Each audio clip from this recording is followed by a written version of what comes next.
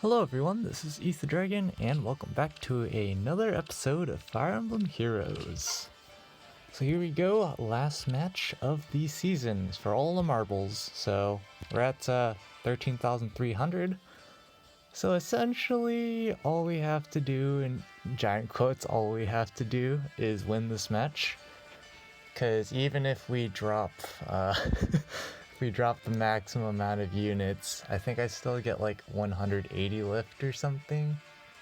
And so even with a max defense loss, we still make tier 27. Of course, that probably means we don't get top 1k or 3k, I forget what it is, but I already forgot if I equipped the skill sets. We're gonna do it again out of paranoia. Oh boy. And looks like Cavline from first glance, seeing a Nana lead. And it's not, okay. Okay, I definitely already like this team from first sight. I like it, for sure. This is pretty good. How would I want to approach this? That's the main question. We could go hyper aggro, chill on the defense tile here. Just go for an aggressive 1v1 me kind of deal. Restore is a thing. So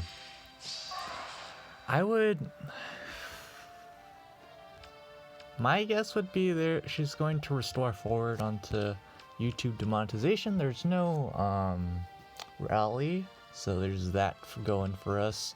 Probably want to get rid of Bright Shrine. It's just going to be an annoyance.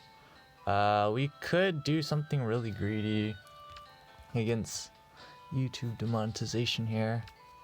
I think the big thing is just Yoon doing actually a good chunk of damage to us. She gets one shot, of course, but she definitely does a bit of damage. Like that's, I think, she even has attack tactic here, so if Chrom's debuffed, actually attack tactic gets negated, never mind. So she's doing like 20, I want to say like 27 or something. There's no drive attacks and stuff, so there's that. We could even, there's a lot of things we could do to greed. I'm kind of curious. So I understand the point is, say for example, you bait Chrom here. Obviously, why would you bait Chrom when he gets the defense tile? But just this pretending like that. Then this happens, we get the aerobatics. So I can see why that works. He also gets, I'm guessing they're fishing for the one shot here with Death Blow over like Swiss Sparrow. And there's speed tactic and stuff, so he has 50 speed, it's not terrible. And there's also Nana, Earth Fire Balm. Kind of an interesting choice there, but I kind of get it. A little kind of an interesting choice. So this is non-trivial stuff.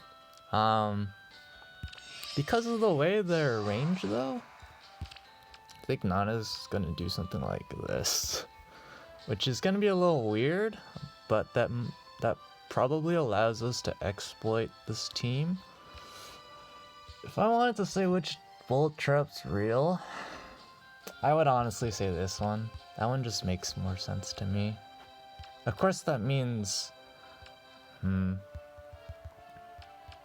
feel like this heavy trap would be real, just because of the healing tower. That makes sense. They could be really greedy and make this also real. That's an option. But yeah, in general, like, we have the firepower, we just have to execute, and that's kind of what I'm concerned about right now. I'm thinking about just going this way. So hypothetically, say for example, we get some setup, we break these two structures, which honestly isn't too big of a deal at the moment. So then we'd see the restore. And suppose we see the dance, and there's a restore here. Now what? Do we go in now? Against Chrom and Co? With Nino? Or do we do something else? And that's what I'm thinking about right now. I think if we're gonna do that, we're gonna have to have air take this out, so then we can set up the play from here to go in. I think that's gonna be the play. Oh, but this Nana. Oh, yikes. She's gonna have well, we get the panic manner on her, so she's actually less bulky than I think she's going to be.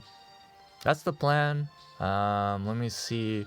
There's a small flaw in my plan, aka missing range on Nana. So Nana's maximum range is like these tiles. So if we have this to like this, Kane chilling here, Crom chilling there, seems fine. Is there a to change fate Galaxy Brain play I don't know about here? There's no guidance. I don't see anything that can go wrong with this plan. Of course, this is definitely assumption to assume Nana's gonna end up here. That's kind of a bad assumption to make already, but actually it's a pretty good assumption. Unless she restores Azura, which they very well could have set that up, but I think their plan is to go forward, right? So I would think they would set it up so YouTube demonetization as long as he's debuffed. There's also Cav School, so I'm pretty sure they're banking on that. That's what we're gonna assume, and then we're gonna get roasted by assuming that. But that's usually how this works. I think we can just leave Caden down here. Oh, yeah, it doesn't matter. We're gonna get the speed from the link anyways. So we're just gonna chill like this. Let's see what they do here. There's the rally forward, and there's the recursion. Okay. So far okay. Okay, I guess the problem with putting Nino up there is Mr. YouTube demonetization comes to town. Maybe we should probably have put Crom up there. That might have been smart now that I think of it. Because Crom up there seems a lot smarter. Because this guy can't ever... Okay, what Wings of Mercy is? Well, he never takes any damage, so he never gets to Wings of Mercy. So yeah, I think Crom chilling on a defense tile seems pretty legit if you ask me. He's gonna have an astronomically high amount of damage. That seems pretty legit. I won't lie with lie. We could also just take out Azura. That eliminates a lot of variables. I guess to change fate on Crom is something we have to consider. If we do that, if we see panic again, since everyone's going to be at 100%, we just negate those debuffs. So it actually just might be straight up smarter to go for that. Unless, okay, let me think. What are some things Crom could do to troll? Not very much. She doesn't have very good space. So hypothetically, if we were to get Crom up there, how would we do it? We could put Crom here. Air could be here, which is almost guaranteed safe. We could just also bait Azura. Actually, we can scratch that out the window. That would be with Peony. I don't think we want to do that. No, thank you. Oh wait, Nana is not gonna kill. So we should definitely kill Azura because she's just gonna restore. Yeah, no, that makes sense. That makes plenty of sense. Okay. Let's see if we can actually kill Crom here. That's pretty relevant. Let's just assume she restores Crom, which is worst case scenario. Well, he negates debuffs. What am I saying? It doesn't matter. Let's just assume that there's a 42. You have my all. 42 against 68. So we don't kill Crom. It doesn't seem like here. So he's probably gonna attack first. Well, yeah, he's gonna attack first. He's the one that does the most damage. That makes sense. So he'll be in Wings of Mercy range, so we don't want anyone on this tile.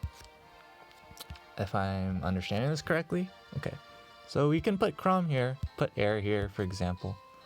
I don't want to break this, because, of course, YouTube demonetization is going to have a Fire Sweep and Lunge. So he's going to swap places, which means there's a potential for an opening for Air to get sniped off. So we don't want to do that. And we're going to keep this Golden Deer flag up as well. It's probably unnecessary, but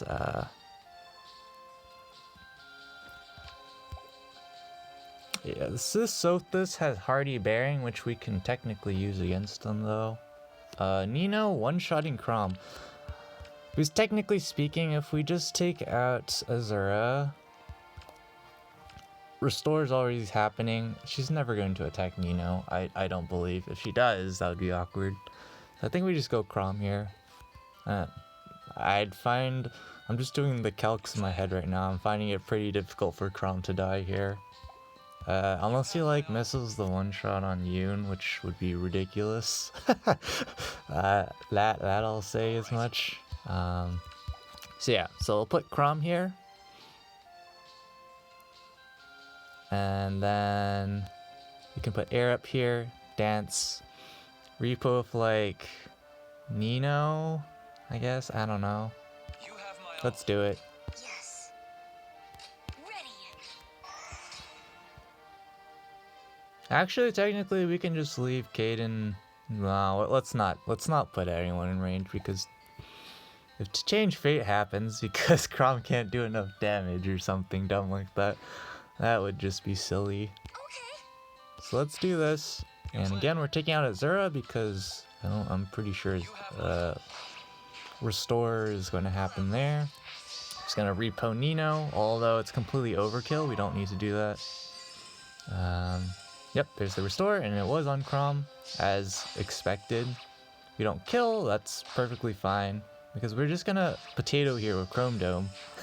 There's not really much they can do here. And we even get Bolt Tower now. So it's just Nana against the world.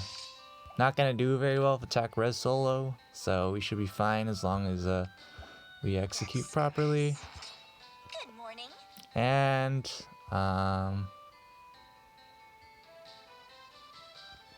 we'll just meme grab the ether structure. There's no need for us to, but we're just gonna do it anyways.